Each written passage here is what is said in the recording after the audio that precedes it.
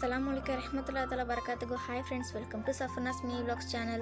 Friday special ஈரக்கறி ஆனம் தான் செஞ்சோம். அதுக்கு ஒரு பேனில் 2-3 டேபிள் ஸ்பூன் எண்ணெய் ஊற்றி அப்புறம் பட்டை கிராம்பு ஏலக்காய்லாம் போட்டு வெங்காய தக்காளி போட்டு நல்லா வதக்கிக்கோங்க. நல்லா வதங்கினதுக்கப்புறம் ஒரு 1/2 டேபிள் ஸ்பூன் மஞ்சத்தூள் அப்புறம் தேவையான அளவுக்கு உப்பு போட்டு நல்லா வதக்கிக்கோங்க.